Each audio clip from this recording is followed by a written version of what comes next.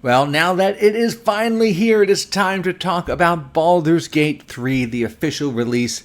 I, of course, have been playing this off and on since the early access started in, I think, 2020. So, it's been a journey. And as I talked about in some of my previous videos, I kind of played the beginning a few times and didn't feel like playing it again every time they would wipe everybody's progress. So I held off. Now I have started again, and I have to say that once again, I was kind of annoyed to be stuck on that ship playing through the same opening sequence again. I will say, and if you haven't played a lot of the early access, you may not notice this, but they shortened that initial sequence that's on the ship where you start the game out and you have to escape. I remember in the original early access version, you had to fight your way through kind of the roof of the ship in a slightly more complex way. It took longer. This time they've actually cut that down, probably because they assume everyone's played through that several times, and you get off that ship much faster, you get down to the ground much faster. But even after that, it's a lot of the same material I've already played before, so I'm still not quite at the part where I'm experiencing new stuff yet.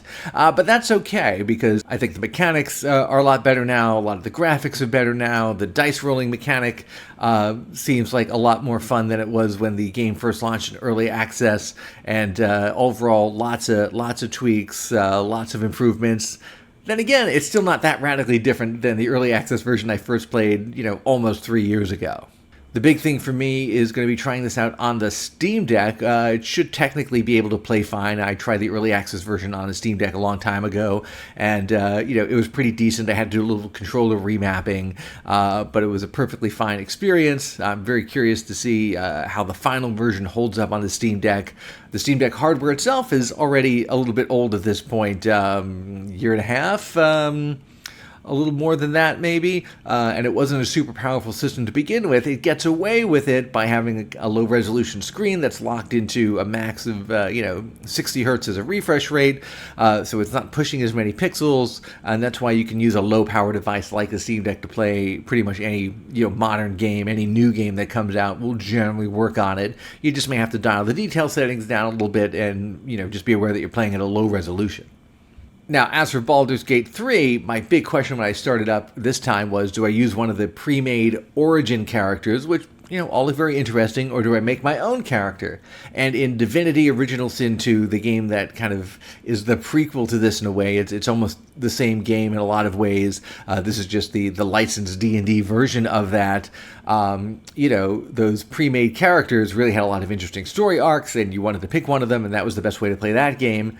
In this case, I kind of waited, went back and forth, and I decided to make my own character in this, my own from-scratch character. Naturally, he's got a slightly graying beard, and I just thought that was a more RPG-ish way to do it, to create your own character and roleplay as it, rather than take one of these pre-made characters who are all very interesting, but also kind of over the top in their own way, and, I wouldn't feel like I was playing my story doing that.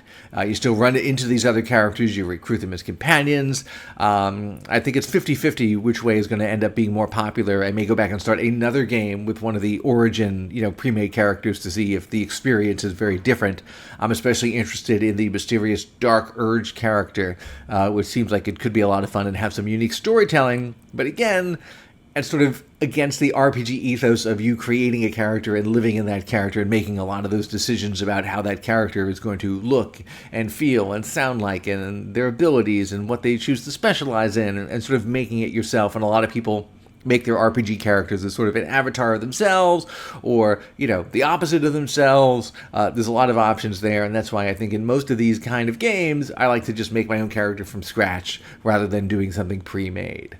It's a little bit interesting to me that for a game that is really aiming for kind of a mainstream version of a D&D-based RPG, Baldur's Gate 3 actually doesn't explain a ton of stuff particularly well at the beginning of the game. There's a lot of mechanics that you have to kind of figure out by yourself through trial and error. I thought at this late stage, after all these years of development, there'd be a little more hand-holding, a little more sort of tutorial action. There is some, don't get me wrong, but I think that if you're not familiar with the style of game or the style of rule set, you're going to find some things confusing, how spell slots work, how long rest and short rest work. You can figure it all out, but it doesn't lap stuff for you like a lot of other games do, and maybe you think that's a good thing, or maybe you think that's a bad thing. I would like to see this game get as wide a mainstream audience as possible, because I think it's super fun and people really enjoy it. In order to do that, I think you do need to have a little bit more of that tutorial action, a little bit more hand-holding early on in the game. But I'm very excited to play more Baldur's Gate 3 after waiting all this time. Yes, on a gaming laptop, but also on the Steam Deck, where I feel like it could be a really good match. I got a little test footage here. I think that if you set up your resolution and your detail settings right, and you do a little custom controller mapping, it's a great Steam Deck experience. I don't think it's ever going to come to something like the Nintendo Switch, so this is your opportunity to play it in a handheld version, and I think it's a great natural match for that. So let me know what you think about Baldur's Gate 3. Are you making your own character? Are you playing as one of the Origin characters? Is it a gaming laptop or desktop game for you? Is it a Steam Deck or other, PC handheld game for you? Or are you going to wait for the PlayStation 5 version? If you have any thoughts on it, you can let me know somewhere in those comments.